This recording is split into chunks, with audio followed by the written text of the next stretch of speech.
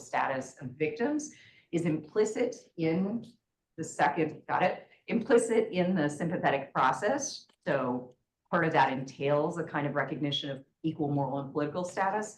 And second, because recognizing or sympathizing with others' resentment makes us alive to injustice in a way that no rational recognition of wrongs ever could. Now, I am a historian of political thought, and so I build this argument by basing my argument, standing on the shoulders of giants, basing it on philosophers from the 18th century. I try to rehabilitate arguments for the political value of resentment in the writers of two famous Scottish philosophers. One, the writings, one, David Hume, and the other, Adam Smith. And then finally, in the writings of a more obscure but equally important Anglican bishop named Joseph Butler, whose moral and political ideas helped shape moral psychology and also utilitarianism, other kinds of moral and political theories in the 18th and 19th century. Tonight, I want to make the case, using some core ideas from these thinkers, that liberal societies should not try to excise resentment from their politics.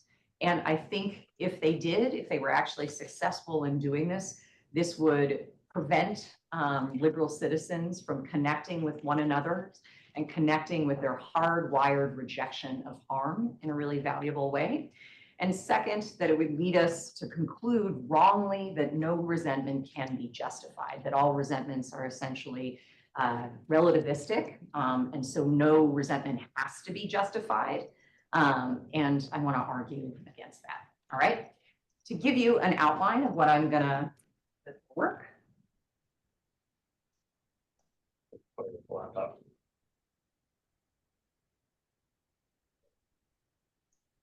All right, an outline of what I'm going to cover in my talk today. I'm first going to address why I think resentment matters for political theorists and specifically for those interested in liberalism today.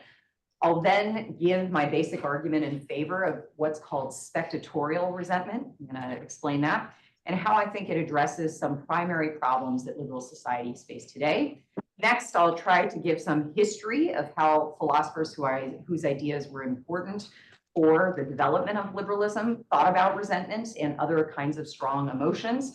First, explaining a little bit about its emergence, the emergence of resentment as a possible useful motive in the 17th century, and then describing its development as a moral motive for justice in the 18th, even if it's a kind of limited moral motive. The latter story about its development as a moral motive is going to have a lot to do with how resentment can be facilitated by empathy, or what thinkers in this time period called sympathy, the process by which we sort of put ourselves in the shoes of others and try to take on their emotions. And also how sympathetic resentment is revelatory of a kind of equal standing, all right? And then before I end my talk, I'll return to this claim that resentment should be reconsidered by liberals today because of its motivational and informational potential. All right, now when I began my work on this book, which was my dissertation before it was a book in 2008, I had to spend a lot more time convincing people that resentment mattered politically than I do today. I think resentment pretty much dominates contemporary political discourse, in part because of how influential it has been in political movements on both the left and the right in recent years, right? So on the right, and this is internationally, a kind of grievance politics that exploits economic shifts, anti-elite sentiment, in certain cases, racism, and especially anti-immigration feelings or anti-immigrant feeling, has predominated in populist right parties for at least the past few decades, right? On the left, however, we see kind of a similar role for resentment. Social justice movements on the left have also been motivated by righteous indignation or a kind of resentment as well. So for example, take Martin Luther King's articulation of the real resentment against segregation and ongoing racist violence experienced by Black people in the South that led his Southern Christian Leadership Conference to implement its various protests, as well as his constant appeals to then President John F. Kennedy for a kind of second emancipation proclamation that would recognize that specific continued injustice and continued injuries against Blacks in the US without any kind of revolution, right? So that's one historic example in the civil rights movement. I think the Black Lives Matter protests, which reached an apex in the summer of 2020 after the murders of George Floyd and Breonna Taylor, capture a similar outpouring of anger and resentment against perennial police violence that's inflicted on Blacks in the US, often with impunity. And the movement for Black Lives has kind of galvanized on that sentiment as well, even though movement for Black Lives starts in 2014, galvanizes on that sentiment as well, right?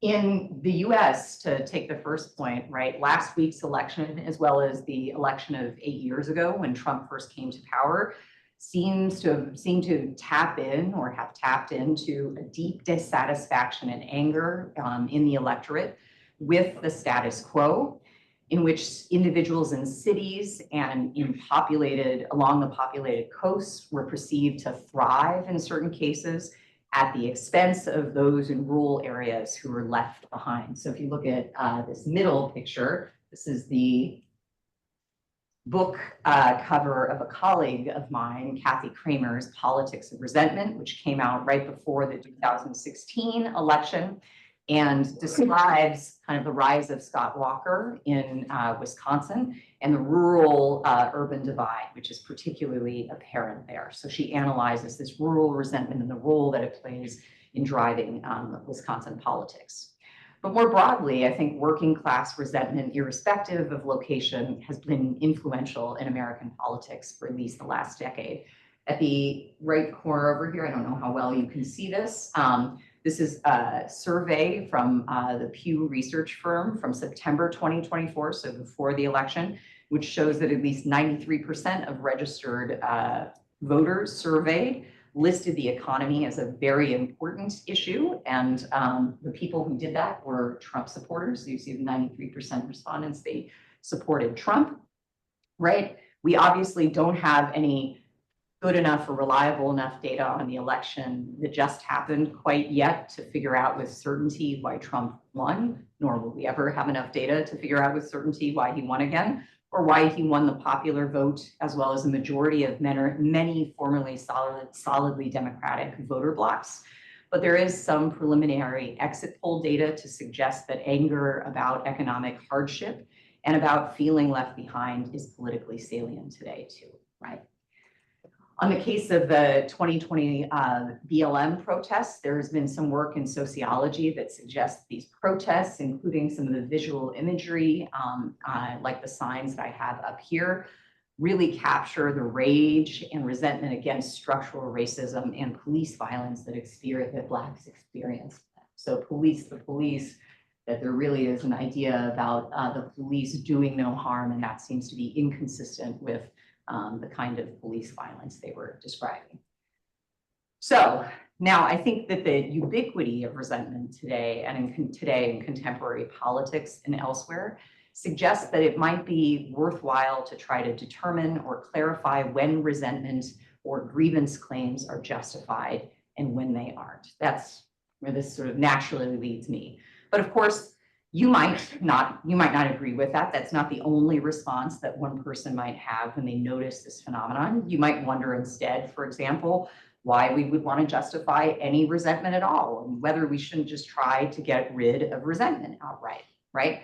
And you might be motivated to try to get rid of resentment because you might think that it's associated with political violence first, right? So to take another recent US example, the January 6th Capitol insurrection was fueled by false claims about election fraud that were grounded in the resentment of the legitimate but perceived as illegitimate exercise of political voice by previously marginalized or disenfranchised groups, right?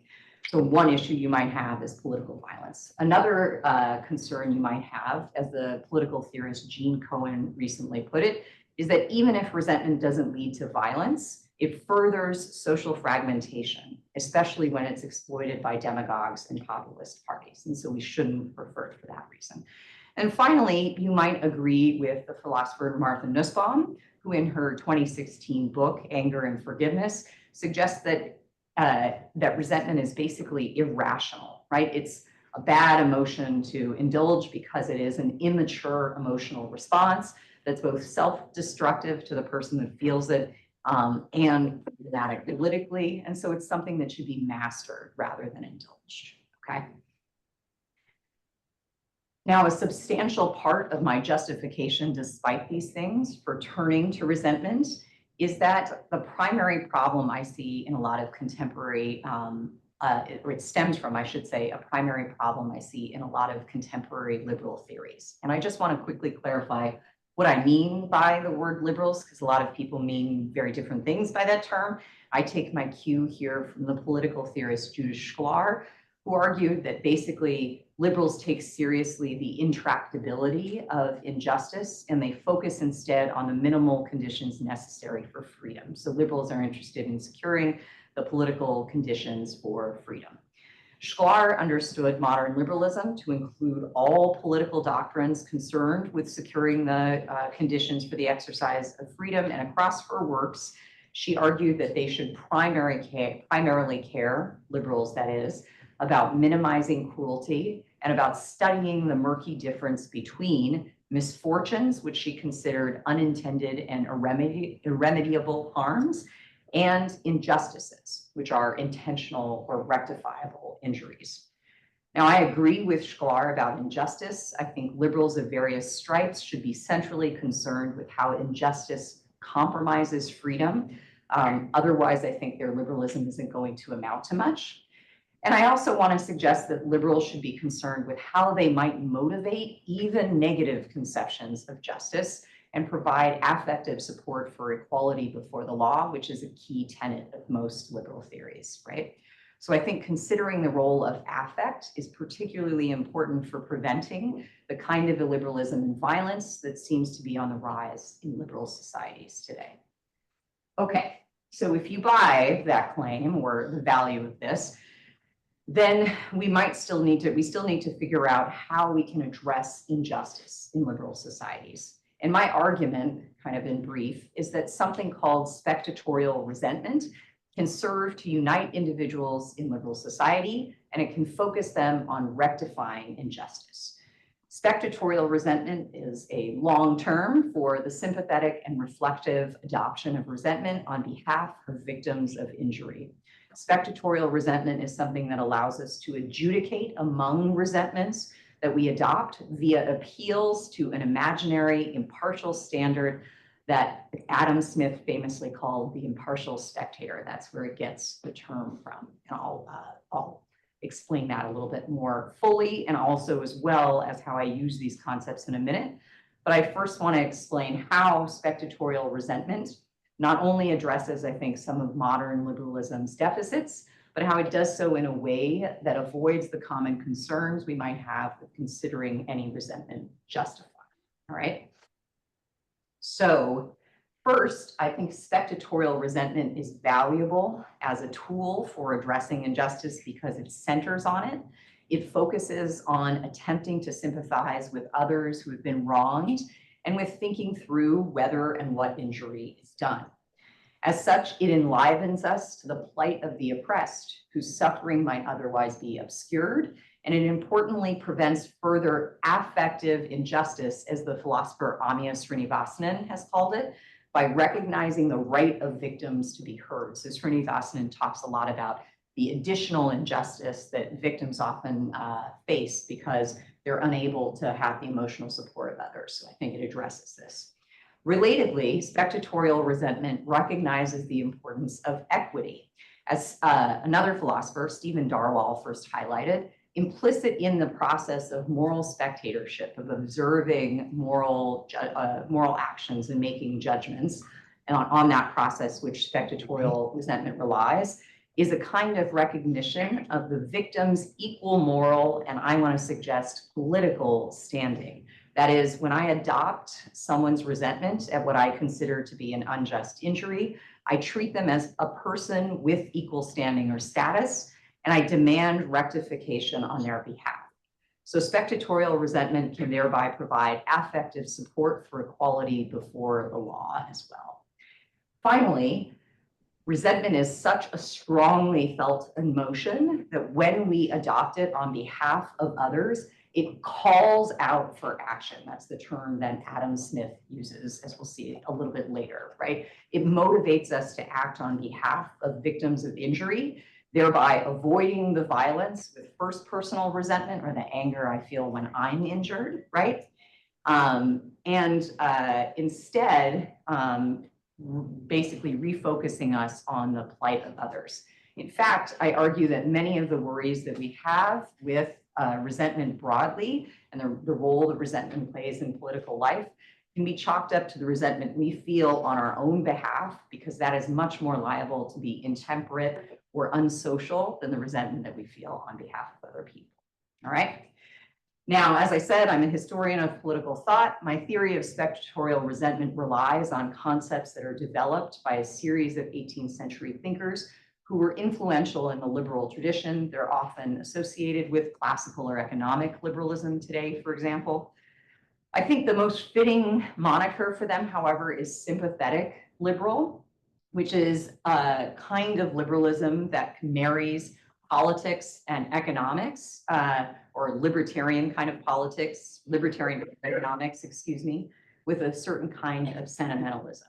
That is to say, these thinkers base moral judgments in moral feelings that are appropriated through sympathy or empathy with other people, and they're assessed according to some standard, right? I think it's valuable to consider these three thinkers as sympathetic liberals because each of them is interested in a similar kind of politics or political economy. And that's all broadly kind of aimed at reducing elite capture. And each of them attempts to build a kind of empirical moral psychology, an account of moral judgment based on sympathy or compassion that they think supports this political vision. Finally, I think Butler, Joseph Butler, guy on the left, and Smith are especially concerned with cruelty and injustice, something that liberals today are particularly concerned about, and something that they saw resentment as a useful source, a useful emotional resource to address, all right? So again, I'm going to turn to these historical figures for two reasons. I want to explain the history of spectatorial resentment, how resentment gets developed as a moral motive, and how this comes in conjunction with sympathy. But also, I want to make a normative argument for spectatorial resentment, the resentment we feel on behalf of others, based on the arguments that these thinkers make. All right. So to start with situating these thinkers in their intellectual context, and those students in the group who were just in a class with me where we talked about some of this book, this will be a little bit redundant, but only part of the talk that'll be redundant, right? In the intellectual context of the 17th century, we really start to see what becomes distinctive about the three thinkers I'm interested in and their treatments of resentment. So the 17th century, I think today, often wrongly gets the rap that it is the age that reason reigns supreme and passion is shunned, right? In fact, a host of philosophers during the early modern period who start to come to grips with how psychologically and socially influential the passions are in the 17th century. And this interest coincides, this interest in the passions or emotions more broadly, coincides with debates about what we often call sociability, the ability to live well in large, diverse societies. And so many 17th and 18th century thinkers are concerned with how certain passions might contribute to or even compromise this ability. So we see various 17th century philosophers consider resentment and the natural connection between resentment and injury or resentment and injustice. But each of the ones that I talk about in the book eventually describes resentment as troublesome from some kind of social point of view or morally bad, or at the very least, not good, right? So for example, for Thomas Hobbes and Baruch Spinoza, resentment is immoderate and immoral and irrational, and therefore contrary to the social aim that they share of seeking peace, or to Spinoza's moral aim of being free, right? For Hobbes, indignation, as I have up here, is a kind of close relative of vainglory. And if you're familiar with Leviathan, vainglory is one of the three causes of quarrel, or basically the state of war, why we come to conflict with one another. It carrieth men, as Hobbes says. The problem is not just against the actors and authors of injustice, but basically against any kind of power that is likely to protect them. So basically, it's difficult to put a cap on indignation once it's been unleashed, and there is no internal means in the feeling of the passion itself to allow people to distinguish it between just and unjust uses of force, right? So it's immoderate again. For Spinoza, indignation is something that is evil and not in accordance with reason. And so for Spinoza, who thinks the free man is driven by reason, the free man is not going to be someone who feels resentment. Essentially, excessive focus on any kind of passionate pursuit for Spinoza, especially when it comes at the expense of love toward the eternal and infinite thing, as he puts it, is vicious. So the free man follows the guidance of reason and not unmanly compassion, even when he thinks of some forms of other regarding emotions like love might be socially beneficial. All right. Now, what we see later in the 17th century, with the rise of natural law theorists like Hugo Grotius and Samuel Pufendorf, is a similar rejection of resentment as a moral motive for justice, but an interest in restraining wayward natural passions through reason, even though Grotius and Pufendorf start to move away from the egoism of Spinoza and Hobbes and towards a vision of society as more connected. For Grotius, he believes essentially that our social nature is not made possible by passion or anything like sympathy or empathy, but rather that our social duties to other people become comprehensible through rational reflection on the natural law. And in fact, he uses, like a lot of natural law thinkers, he uses reason and natural law synonymously often. That said, Grotius does talk about the value of resentment as a passion, in particular when he discusses punishment. And so there's a really interesting argument for our universal condemnation of intentional harm and desire for public as well as private vengeance as being the basis for punishment that helps set up the law. But broadly, Grotius is too worried about our desire to have revenge when we're wronged. And again, it's immoderate nature that he's unwilling to indulge in. As he says, it's not that just revenge is evil, but actually the problem is that patience is much better, right? It's not necessarily a bad emotion itself, but much better to use reason and calm decision-making instead. Pufendorf, who has the most fun name in the history of political thought, a Prussian natural law theorist, agrees with Grotius about the actual fundamental sociability of human beings, and he distinguishes himself from Hobbes here. But he worries about unsocial characteristics that tend to preponderate in large, diverse societies. So he is worried about, as he says, a too lasting resentment that ends up being a characteristic that compromises our social prospects. Again, especially because it can tend to lead to revenge on the individual level or revolution even on the broad level, right? So instead, passions like resentment prove to be a threat. And so our chief care to ourselves, as he says here, is to gain mastery over them, right? To instead calmly cool the passions to make decisions about politics and how we're connected to others. Finally, I think there's value in recounting Bernard Mandeville's contribution to this area of thought.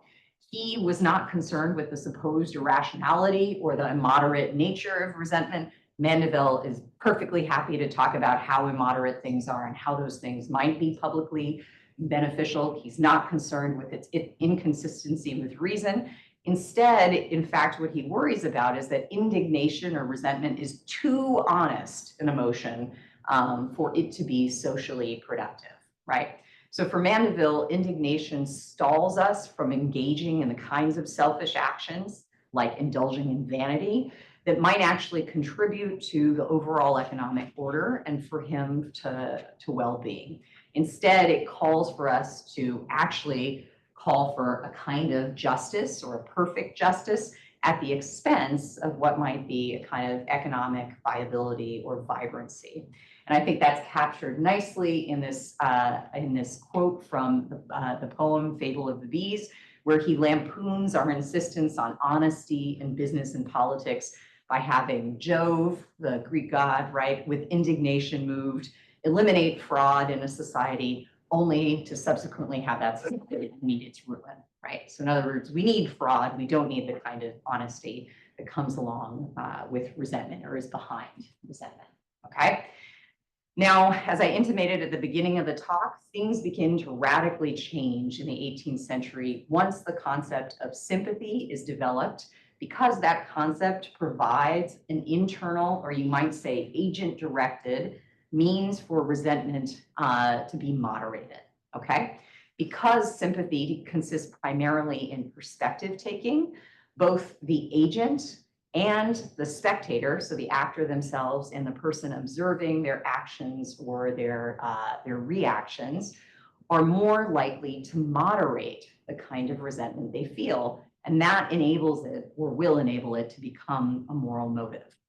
Now, sympathy is importantly distinct from any other moral faculty that's developed by 18th century Scottish Enlightenment thinkers. So for example, in this time period, something called the moral sense is offered by a thinker named Francis Hutcheson, one of Adam Smith's teachers. And Hutcheson and the Earl of Shaftesbury before him both see a kind of innate pleasure that we draw from our moral sense, like a sixth sense that tells us the moral content of actions. They see a kind of pleasure in sociability that's related to the moral sense here, but there's no requirement for individuals to perspective take, no requirement for individuals to change, right, to imagine their circumstances, imagine the circumstances of others, and there's no kind of approval of resentment in any of this thought, right?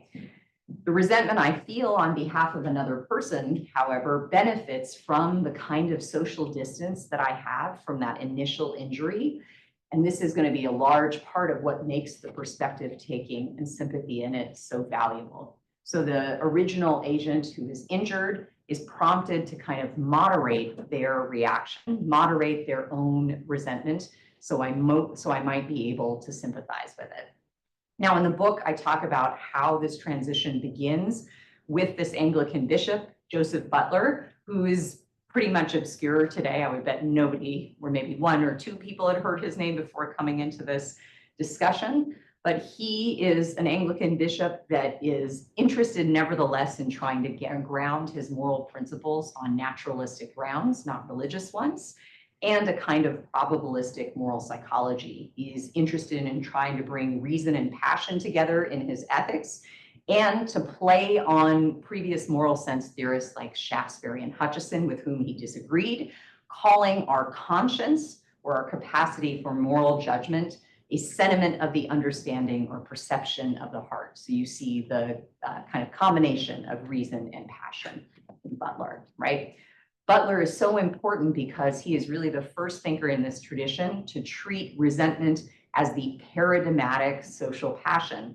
According to him, human beings are only capable of virtue by nature because of their natural resentment, a universal benevolent emotion. It's far from a disinterested one, but rather a selfish and innocent one that gives us information about victims' sufferings, right? So as this quote suggests, in one of the sermons that he gives on resentment and the forgiveness of injuries, he tells us that the indignation raised by cruelty and injustice and the desire of having it punished, which persons unconcerned would feel, is by no means malice. It's not bad. No, it is resentment against vice and wickedness. It is one of the common bonds by which society is held together, a fellow feeling which each individual has on behalf of his whole species as well as himself.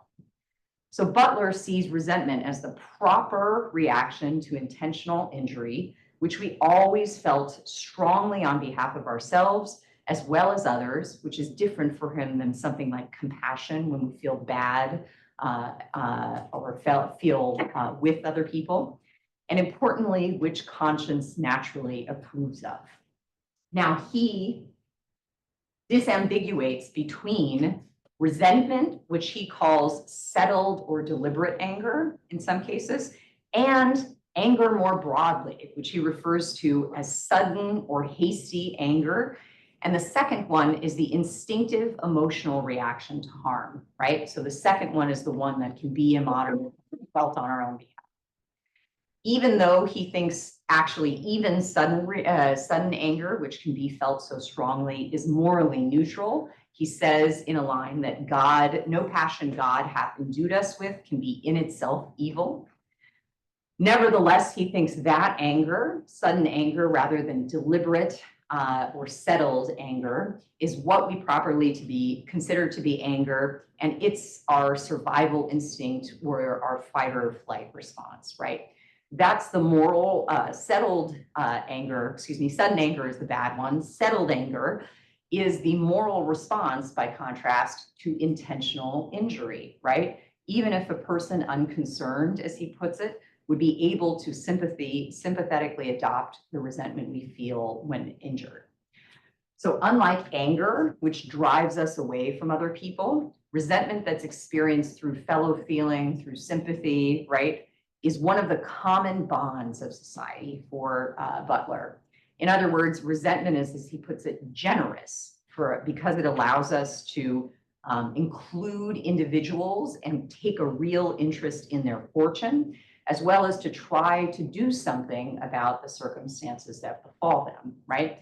So according to Butler, we should consider resentment, as he says, a weapon put in our hands by nature against injury, injustice, and cruelty, okay? Now, as Butler might provide us with a more sort of radical defense of resentment, and good place to get started, I think it's fundamentally an incomplete one.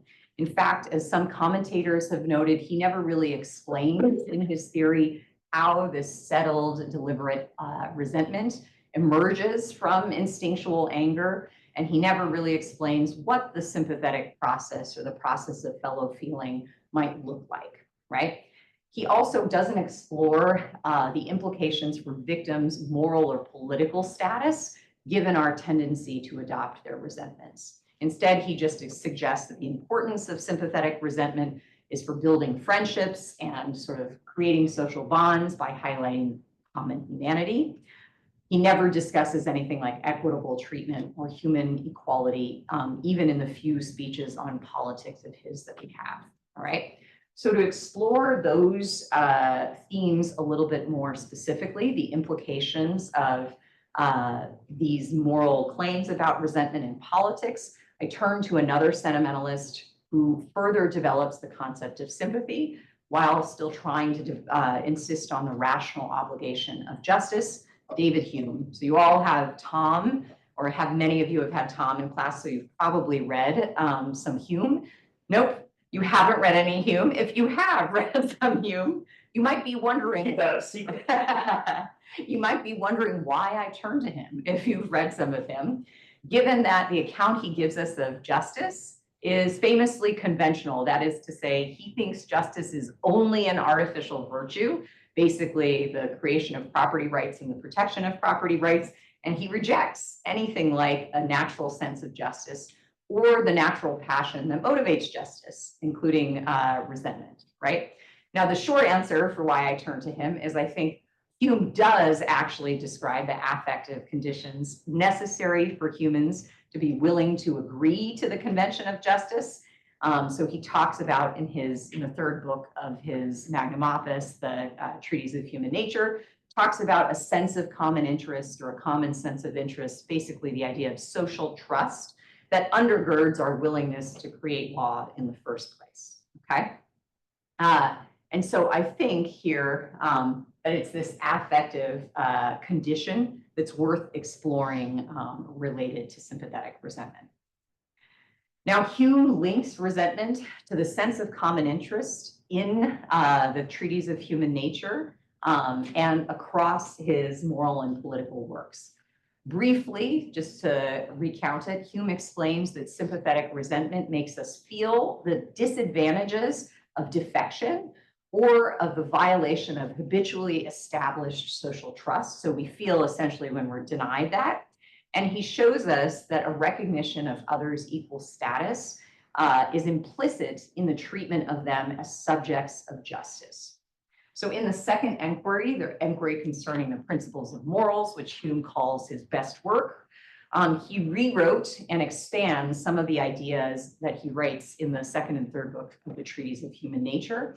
And in that, in the second inquiry, he highlights the role of resentment in exposing cruelty and injustice, especially when it's sympathetically felt on behalf of others, including, for example, the characters that we read about in plays or in literature. And in the second inquiry, he also specifies that subjects of justice, that is, people we are under restraint of justice not to harm, are those beings whom we consider to be relatively equal to us. In other words, people who we consider subjects of justice, we have to have a certain equal standing with, because actually they have to have the capacity to make us feel the effects of their resentment, okay? Now, despite this connection to both trust and I think also to the recognition of a kind of equal status in Hume, he warns that resentment can have destructive social effects about mitigating institutions, or without, mitigating institutions. Commentators on Hume have frequently noted the potential peril associated with resentment in his thought for this reason, I think, especially when it's felt on our own behalf or it's coupled with complex passions like ambition. Resentment stifles social virtues and becomes deleterious to social order rather than promoting them. So many of Hume's works, but especially his very popular history, the 6-volume History of England, is rife with examples of strongman figures whose unbridled first personal resentment leads them to make personally and also politically disastrous decisions. So, for example, Henry VIII comes into a lot of scorn, a lot of English kings come into a lot of scorn for this reason in those books. Similarly, Hume thinks we often excuse the worst kinds of vices when we adopt the resentment of relatives or people close to us without reflection. So he reads the factions during the interregnum period in England between the Civil War and the Restoration as fueled primarily by the zealous resentments of party members, right? So without the kind of resentment that you instinctively or more easily feel on behalf of your group members also doesn't seem to be good to Hume, right? In response, he actually proposes curbing the excesses of resentment, usually through constitutional means. Hume is a big constitution and institution guy, whether that's by formally preventing the establishment of some kinds of political parties, like those based on religious or material principle, or by institutionalizing toleration to prevent those partial resentments from affecting things. I'll just note in ending this discussion of Hume that I do think he proposes individual means as well to deal with the threat of partial resentment by appeals to what he calls enlarged reflections and general rules of morality that consider the perspective of our enemies as well as our friends.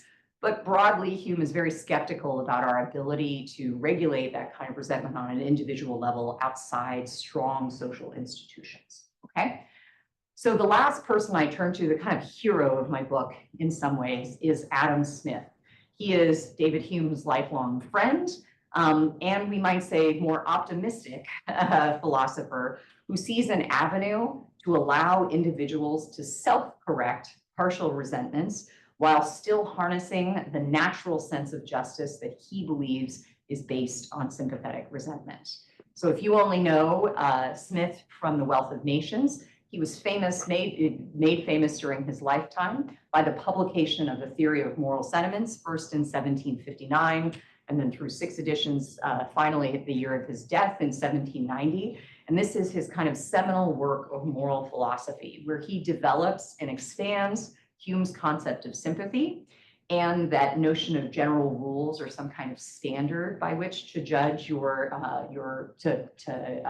hold your moral judgments to. But he also adopts Butler's insistence on the importance of resentment as a natural defense against injustice. He does this by developing what's referred to as his impartial spectator theory. That is his theory of moral judgment that is based in our sympathetic imagination and allows for intersubjectively established standards of right, what he calls propriety, and which explains not only how we share others' resentments, but how we might be able to determine whether they are justified. Essentially, this moral theory, the impartial spectator theory, appeals to an imagined third-person perspective that reminds us, excuse me, that tries to give us insights about how we should act in particular circumstances. But via this system, we're also reminded of the fundamentally equal status of persons, according to Smith.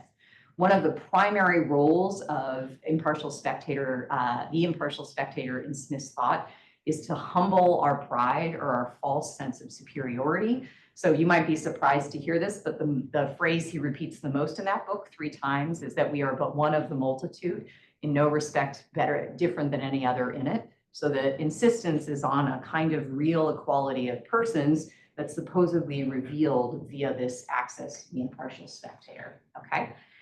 For Smith, essentially, resentment is so important because it is, as he puts it, the safeguard for justice. It's the feeling we experience both on our own behalf and on behalf of other people through sympathy when we have been intentionally harmed, or even when we preemptively worry about the suffering of injustice of other people and we want to deter it. Smith considers this a defensive emotional response, even though we might act on it to prevent expected injury. So resentment provides the basis for our sense of justice, according to Smith. But I worry, or you might worry in reading this, that his description of it seems to suggest that any kind of resentment would be okay, or any kind of resentment would be justified, right? As long as we subjectively believed it to be responding to what we considered to be intentional harm, right? Fortunately, Smith establishes how we might be able to get at the merit of any particular emotion or action, regardless of whether or not we might approve of it. So that is to say, he distinguishes between actions that merit approval and actions that naturally garner approval, okay? He insists that we assign moral judgments once we sympathetically adopt the perspective of all parties involved in a situation and determine a couple of things. First, whether we, and then eventually in ideal theory, whether an impartial observer would consider the emotion in a particular circumstance or an action appropriate, given the particular circumstances in the case. So those include things like the particular history leading up to the injury, the characteristics of a particular person, the characteristics of the criminal who's inflicting the harm, right? And Smith insists that once we assign merit in moral judgments, we do this basically by sympathetically adopting this perspective. So in the case of resentment, Smith explains why we can only sympathetically adopt the resentment of other people and consider it merited when the person principally concerned, the original agent, has been the victim of injury at the hand of another person whose motives we think are inappropriate and wrong. Otherwise, we consider this a misfortune, but not actually an injustice. Now, when we think the harm proceeds from an impropriety, however, we consider it injustice, and we demand and call aloud for proportionate punishment on behalf of the victim. So again, like for Bishop Butler here, resentment is an important resource for justice because it focuses on basically rectifying or fixing injustice and in supporting victims. Now, to resent with propriety, according to Smith, is challenging because it requires adopting an impartial standpoint, right? Trying to step back from your partial concerns or beliefs or emotions about something. And the value in that lies not just in being able to act on behalf of other people, but because it forces us to confront a very fundamental kind of equality. That is, our equal status as persons worthy of sympathy, and something that we might be otherwise unable to or reluctant to do. If we're going to determine the propriety of any emotion or action that we ourselves are going to adopt, we have to gain some perspectival distance from it. We have to distance ourselves from the original action and how we felt about it.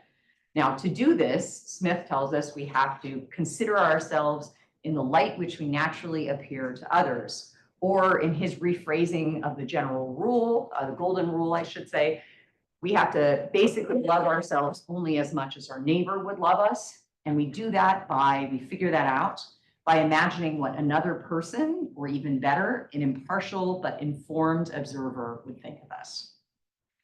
Now, our neighbor, why Smith tells us this, is that our neighbor is not very likely to think that we are as great as we personally think we are. And that is a really good thing for Smith, right? Indeed, he thinks if we adopt our neighbors, or ultimately this impartial observer's perspective, we are going to recognize this fundamental statement I told you about already, that we are one of the multitude, in no respect any better than any other in it, right?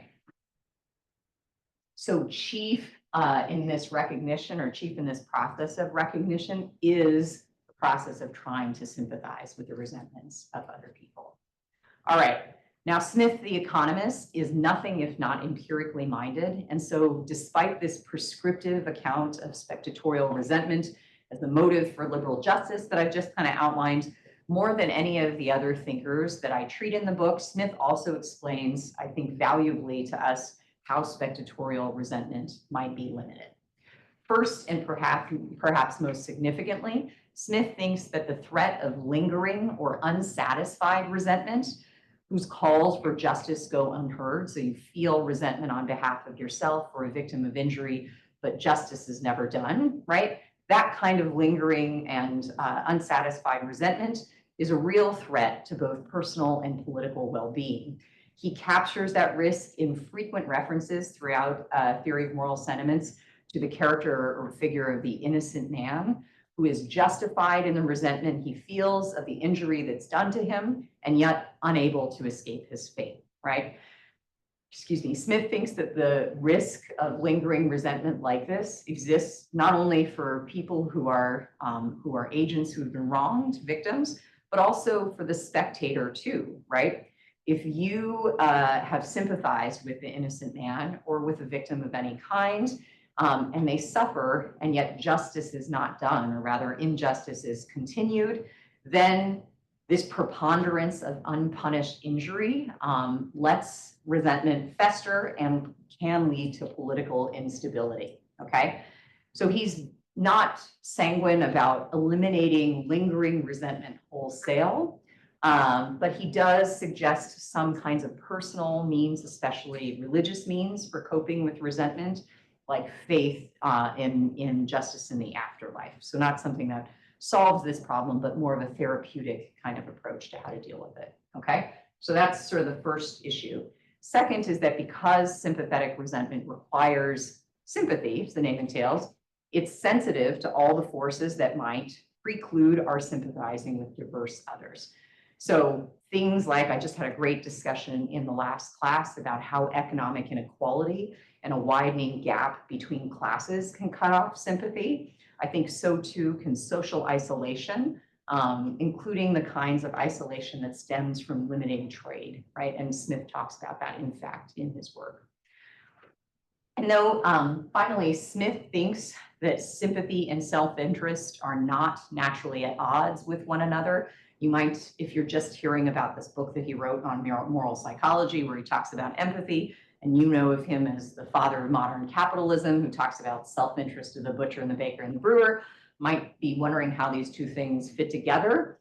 He does not think they're at odds with one another, but sympathy basically often loses out in certain cases, or is weaker and more difficult to establish than our self-interest. And he's especially good at, I think, explaining how self-deceit, that is our tendency to paint ourselves in a better way than others would or that we might deserve, and to resist the need to adopt that impartial perspective on which we should base our sympathetic resentment, can shield us from uncomfortable truths about ourselves, about our duties to others if we do adopt them, and about the extent of injustice in the world. So I don't mean to suggest that this model of sympathetic resentment is a panacea. I think Smith offers some real suggestions for how it's limited, okay?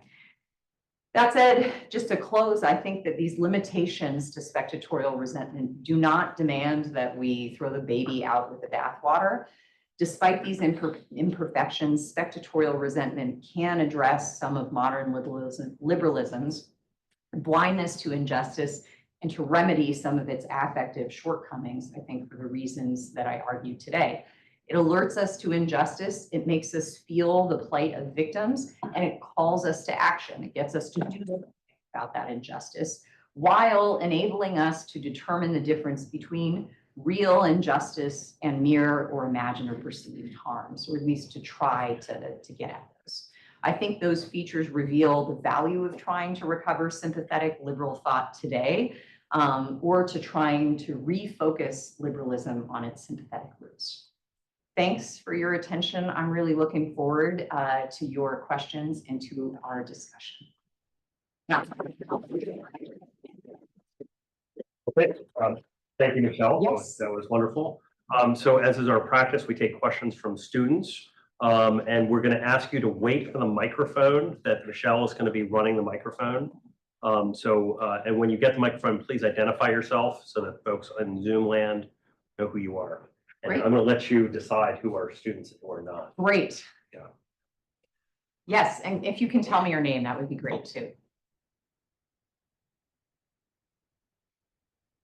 I'm Deniz Kurdi, a student here. So I was wondering, as you mentioned yourself, from this past election, we saw a lot of sort of shifting and flipping of demographics that were historically blue because of their resentment towards elites and economic resentment. What steps do you think that Democrats and liberals can like even possibly do to change and kind of bring them back on board and that sort of thing? Yeah, that's a great question. Thanks, Dennis. I don't want to give any advice to the Democratic Party, although, you know, I think they do need some advice now based on the results of the last election, but I don't know if I'm qualified to do that necessarily. For liberals more broadly, or people who are interested in, you know, securing the conditions for freedom, recognizing this kind of equality, I think that this process of understanding the resentment of other people and of talking to them through about these kinds of, about their perceived sense of indignation, and trying to do that from an impartial perspective, which is undoubtedly incredibly hard, helps. So, I mean, I think this is a little bit of a cheap response in some way, but political dialogue and actually engaging with and trying to be empathetic toward, you know, people that you don't generally communicate with, so that you might actually achieve a better impartial perspective is really important. One thing that I didn't talk about in my presentation, but I talk about in the book that's in Smith, is the need, really the impetus for people who are interested in trying to be impartial observers, to make impartial moral judgments, that need of sympathizing with lots of very different people, lots of diverse others. And I think that's really hard. I think there are ways fundamentally that we're that challenge isn't like, you know, because of an individual's unwillingness or the party's unwillingness to engage with people across the aisle, but because of the ways that we're siloed and isolated from other people in our society. But I think it suggests that we need to figure out a way to do something about that, and that political dialogue and trying to understand what people perceive as the harms done to them in a real way is sort of the valuable way out of that.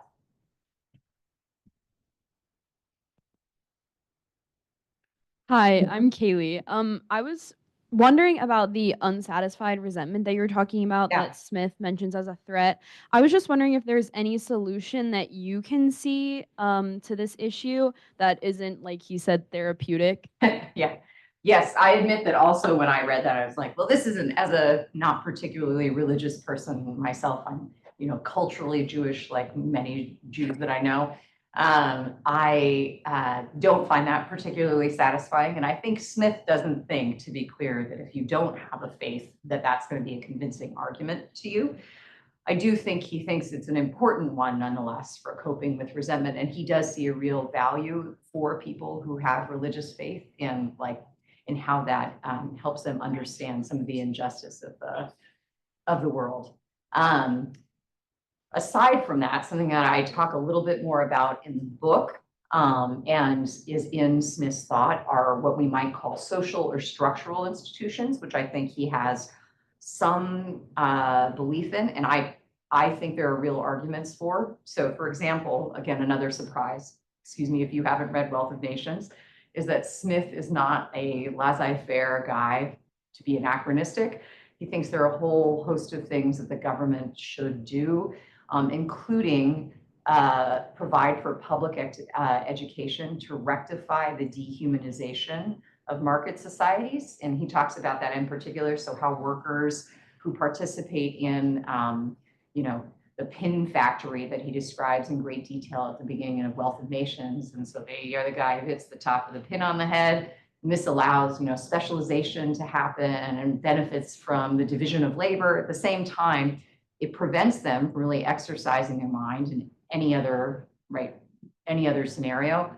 It also, because of their poverty, also pushes them away socially from other people who might understand their plight. And so Smith makes a passionate case for a kind of public education, especially literacy, numeracy, and a kind of might say business acumen, to be able to get people to be real subjects of sympathy, to be able also importantly, he says, to get them to see through the interested designs of faction and superstition, kind of recalling Hume's concern about faction. He thinks that fundamentally, if you're going to have people who are participating in government in any way, he wasn't like pro-democracy, but in evaluating their government, that those people should be informed. Otherwise, they're likely to be swept up by a demagogue. So public education, one thing. And then actually as well, Smith has concerns about what he would call oppressive or extreme economic inequality. So related to something I mentioned in the talk, when your material circumstances are such that some people have so much wealth and some people have so little that there's little room for interaction between the two of them, and sympathy is inhibited, that's bad. And so actually reducing economic inequality, the means that Smith talks about in terms of doing that are providing for public goods, ensuring progressive taxation, and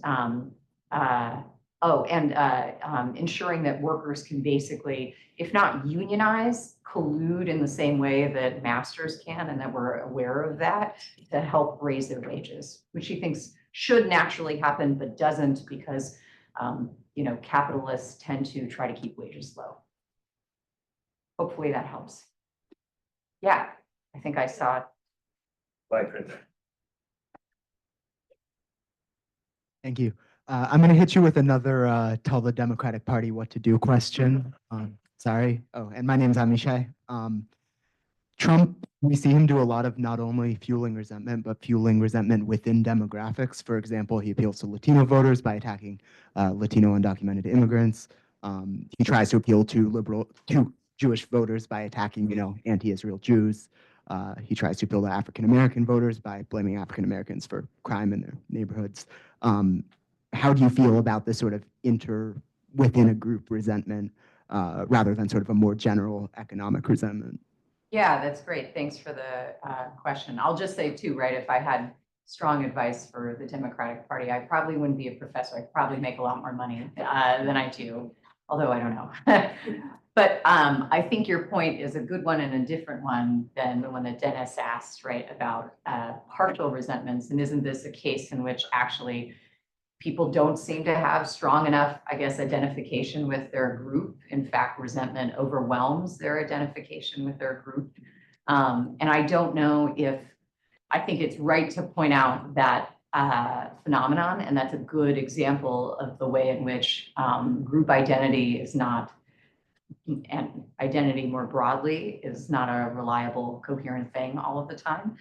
But also, I think, again, unsatisfying as it might be, the solution simply has to be to sort of increase communication and identification within groups, or at least for these thinkers to think about actual perceived injustices. So there might be something to be said that, you know, the resentment that, this is painting with a broad brush. Again, I want to insist on the fact that exit polls are bad, or so my American politics colleagues tell me they are unreliable, and I tend to trust them about this. But let's say you believe the narrative that, and there were an increase in Latino voters for Trump, you believe the narrative that this is because of the anti-immigrant rhetoric, then it's worthwhile to talk to those voters and think through what the, ask them what the perceived injury is and how that might be rectified, right? If the Democratic Party cares about doing that and cares about addressing what people perceive as injustice.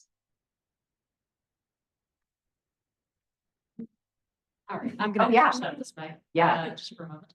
So there's a lot about your argument that I find interesting and persuasive, both based on things I've looked at in Locke that are similar, also in my own experience of like only feeling hot-headedly furious on behalf of someone standing next to me that I care about.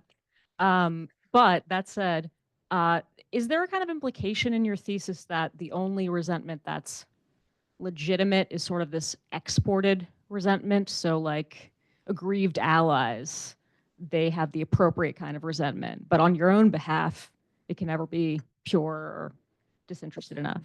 Yeah, that's a great question. Thank you. That is not the claim that first personal resentment cannot be justified. The claim is about the process of justification. So to just feel resentment on our own behalf without trying to think through how an impartial observer would judge us in those circumstances is likely to make us indulge in our own anger. We're likely to think we were really wronged, right?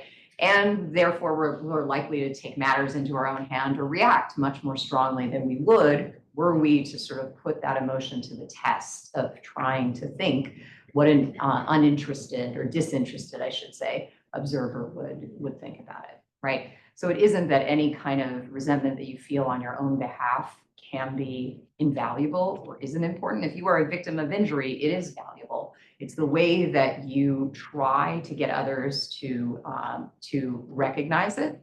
And it's the expression of the emotion itself that matters for how it's justified, if that makes sense. Yeah, thanks. And then I think we have a student back there too. Yeah. Thanks so much for your talk. Yeah. Your remarks brought to mind another 18th century thinker, Rousseau, and his account of pity.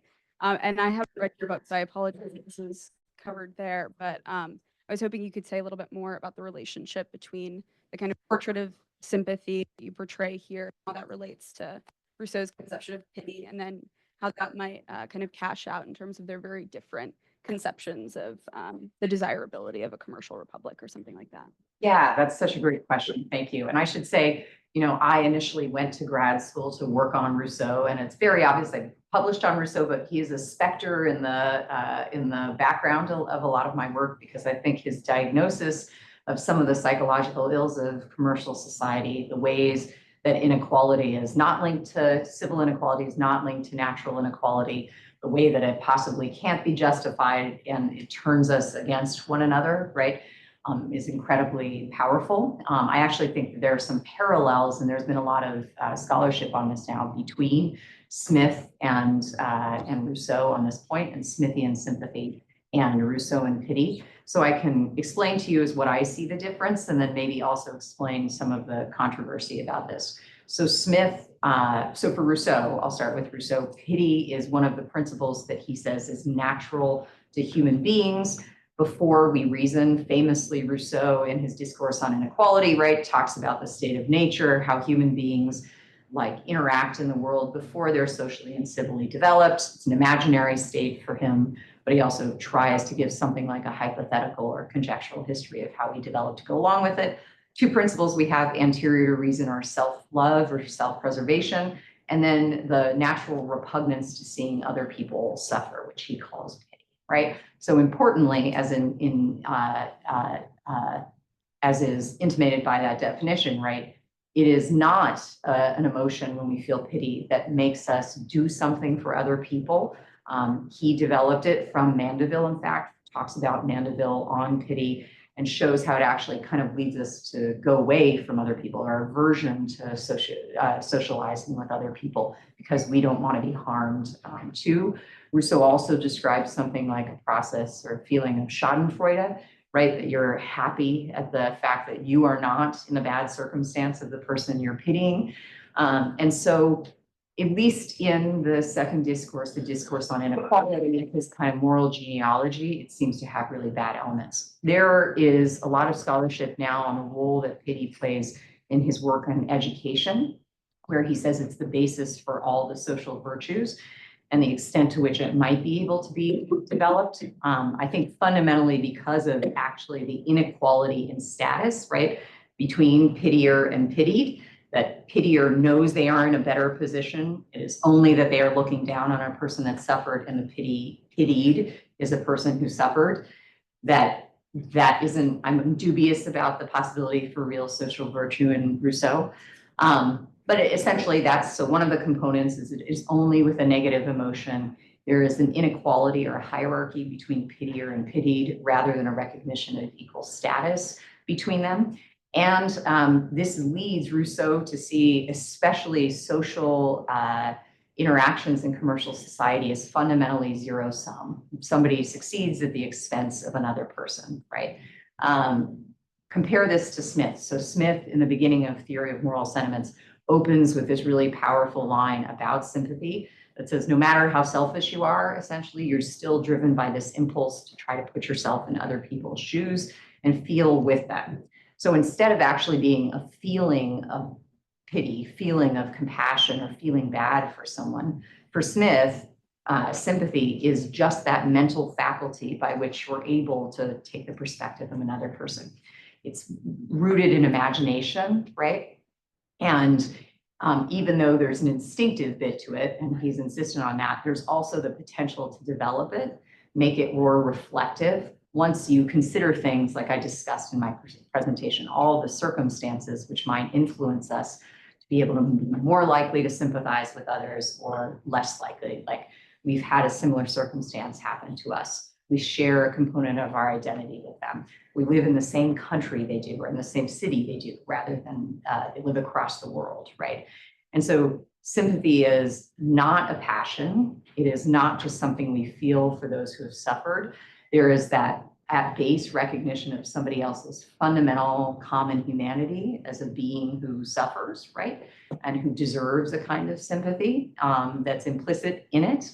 And as a result, Smith sees social reactions or social interactions, excuse me, in commercial societies as positive sum, right? That both people often benefit from moral interactions.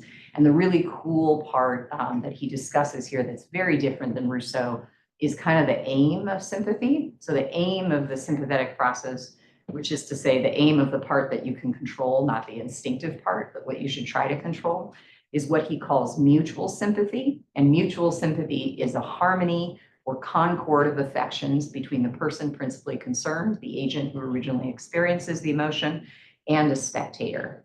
And the reason Smith thinks you want to do that as an agent, why you want to drop or lower the pitch of your emotion so someone else can feel it, is because it feels really good when we're suffering to have the emotional support of others. Similarly, when we have success and we're happy, it also feels good to have the emotional support of others. And as a spectator, it feels good to emotionally identify with other people. So there's pleasure involved in that process of emotional identification that happens with sympathy for both people, rather than, as Rousseau says, just for the person who realizes they have the upper hand. So I hope that helps clarify. Yeah. I think there's a hand over here. Yes, Zoom questions. Okay, yeah.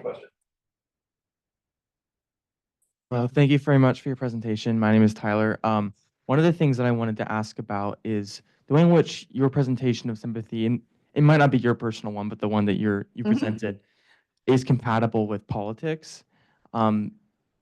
Just if politics, and I don't know if you would accept this definition, but the classical understanding would be just public life. To me, that seems like a very embodied thing, one in which abstraction out of the embodied interaction with other people is not quite compatible with that. I would be interested, it seems to me that this kind of sympathy, where one imagines kind of a disinterested person that's outside of kind of the personal interaction of public life, and then that seems to me more similar to kind of like information that you're gathering from the world, and then in which you do politics, you do life together with other people, instead of the actual process of politics, as opposed to this other kind of sympathy, which I was just thinking about as you were just talking, which is more of an observation inside of embodied life. So you observe someone else suffering, and you're not thinking about what a disinterested person would think, and kind of from like a third point of view, but you're actually just observing injustice, and therefore politics is the desire to excise this injustice from the body politic. Those seem like two very different understandings of sympathy, and the modern understanding seems like a very anti-political one and a more philosophical one. I'm curious what you make of all that. I guess I don't have a direct question, but those are just thoughts I was having. Yeah, thanks, Tyler. That's really great and interesting. I guess I would say I see politics as fundamentally about collaboration, or answering the question about how we live together well in large, diverse societies. And I think sympathy is one of the key tools to doing that. I think maybe your discomfort with the shift from embodied experience to disembodied sort of judgment is just part of the process of moral judgment. I don't think Smith or I, in defending this view of spectatorial resentment, would say that it is bad or wrong to base our moral judgments, to cultivate moral judgments on our actual interactions with human beings. In fact, there's a section of Theory of Moral Sentiments where Smith kind of derides a person who's so aloof and distanced from societies that they're making moral judgments in an echo chamber, or worse than that, just in their own head, right? And that doesn't do any good for the actual world. So I think it's about negotiating the difference between how you actually interact with people, your initial responses to what you perceive as injustice on your own behalf or others, and then reflecting, right, on whether or not this is something that is actual injustice, could be like the rectification of this wrong could be justified to other people, right? And I think that process of reflection is really important for preventing all the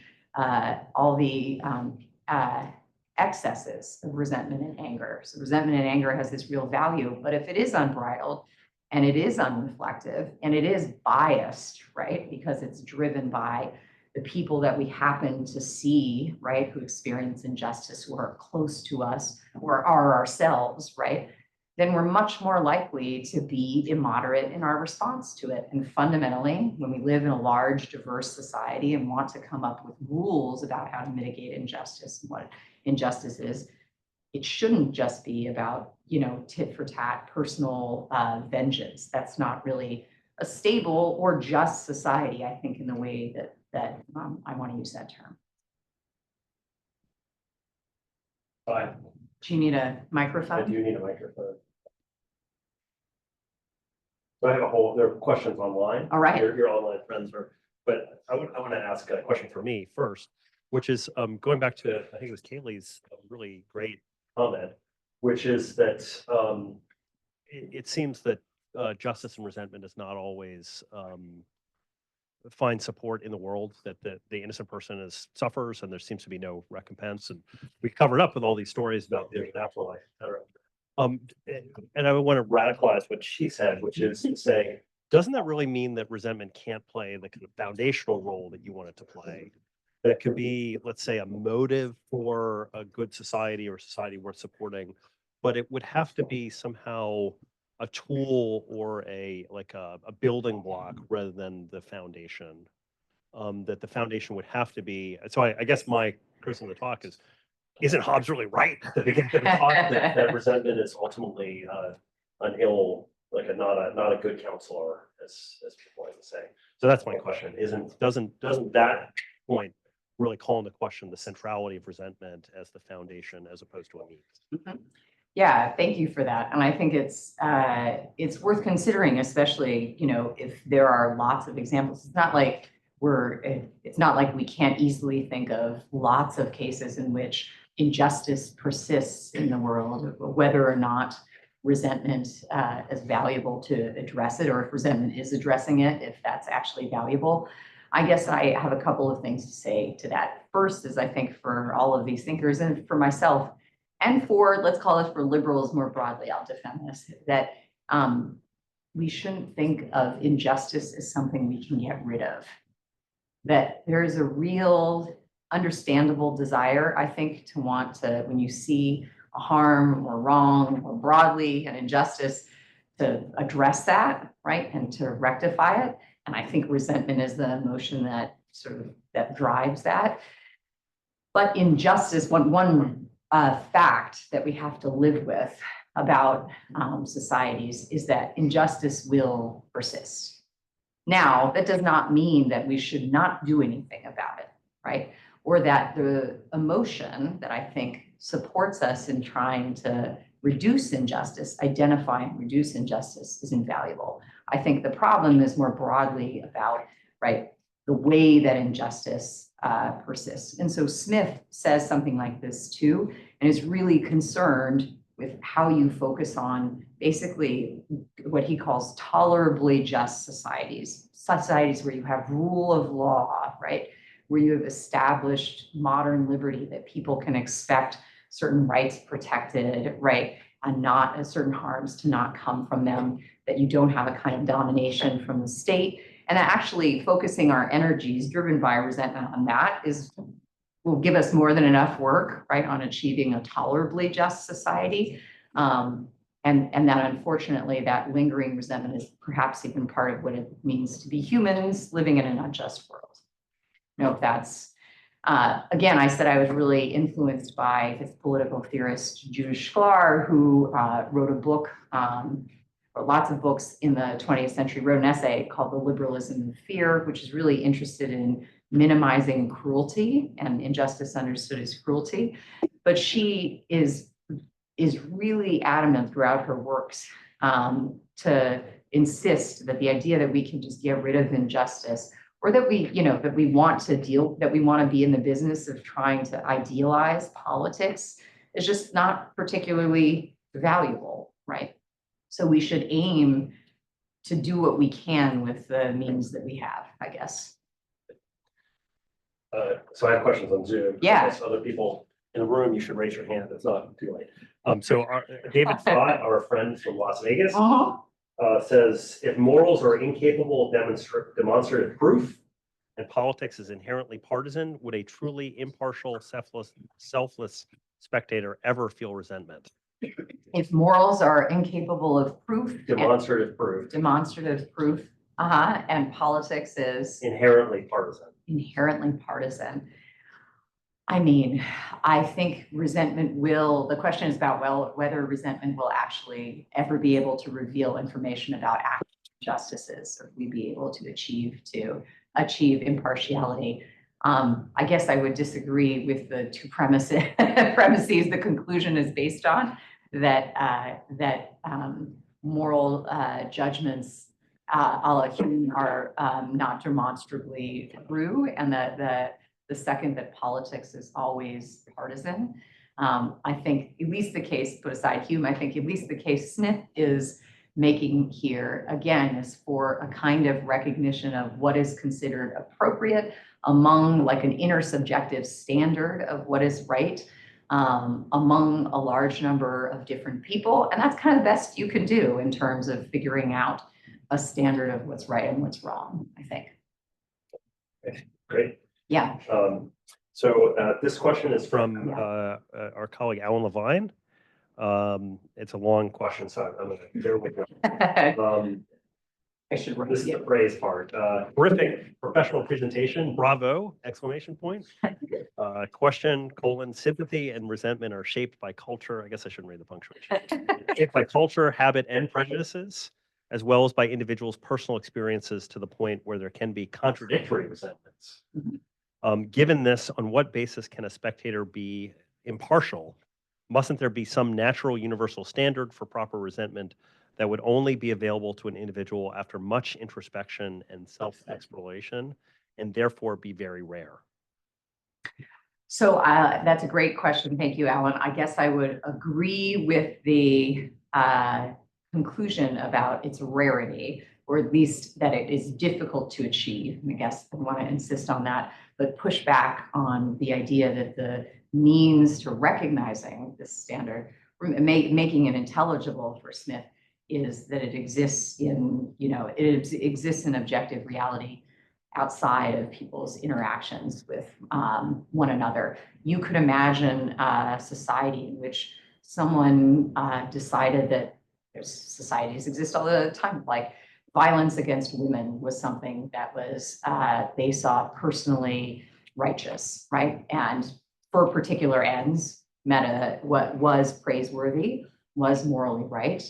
And if they didn't have access to the sympathetic, to the sympathy of other people, they didn't try to tap into the initial moral judgments and reflective moral judgments of other people, there would be no way to sort of argue against that other than saying, well, I feel I have different grounds. And so Smith's process, basically, of how we come to establish this intersubjective moral standards is by pushing us to actually sympathize with other people and then trying to abstract from that, right?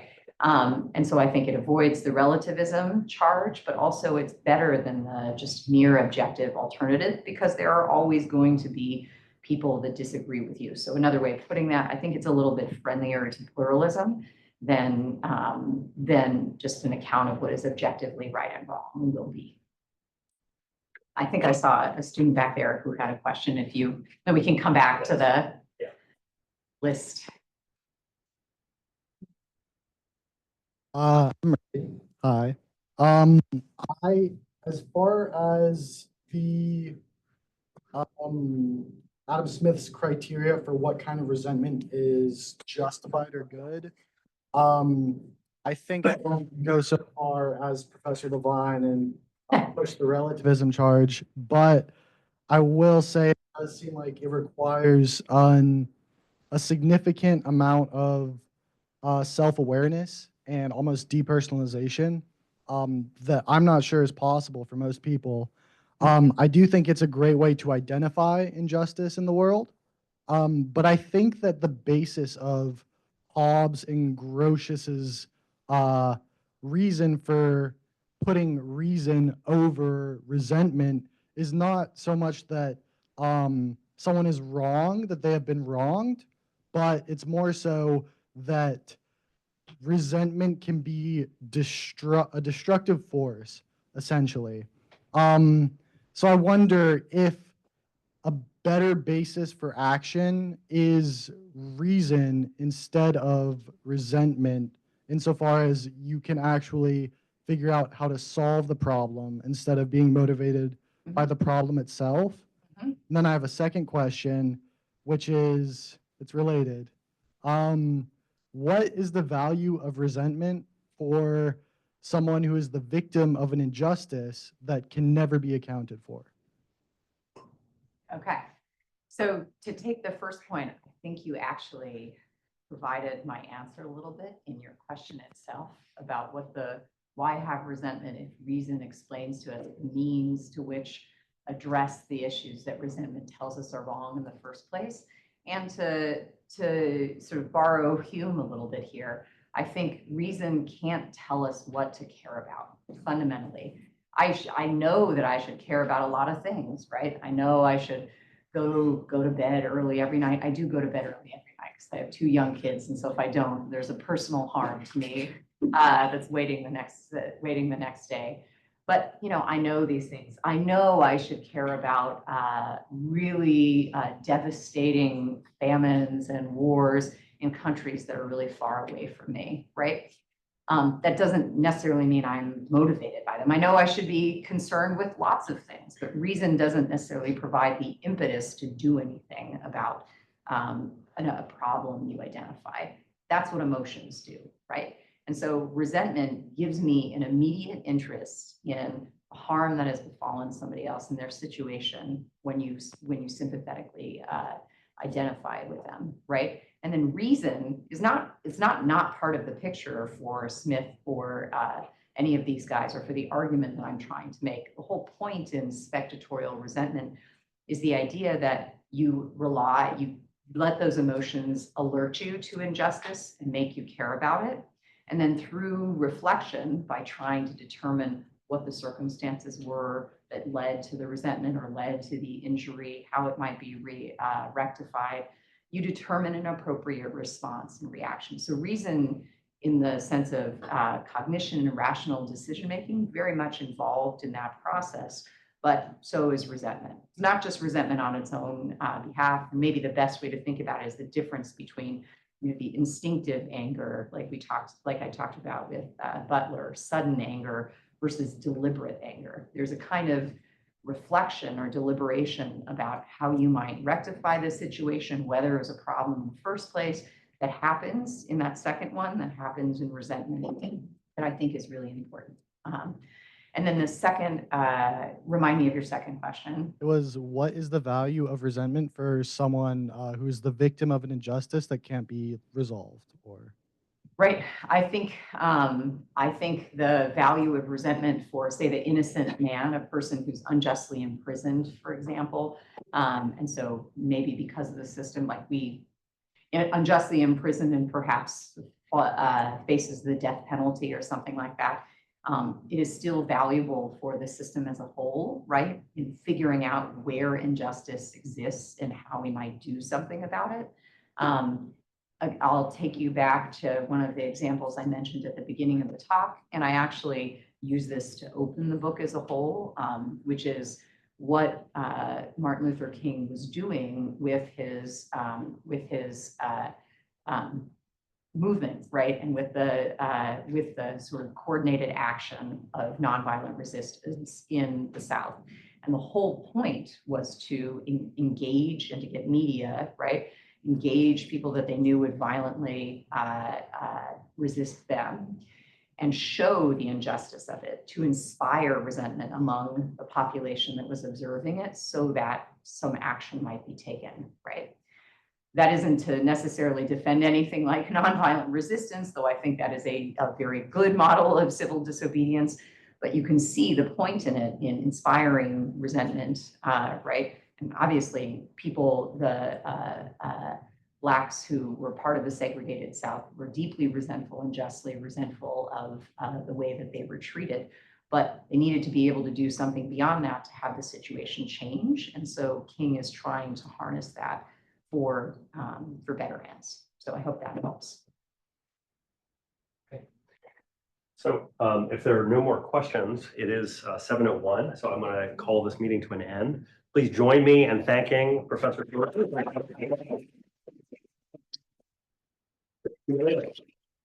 Thank you all for coming.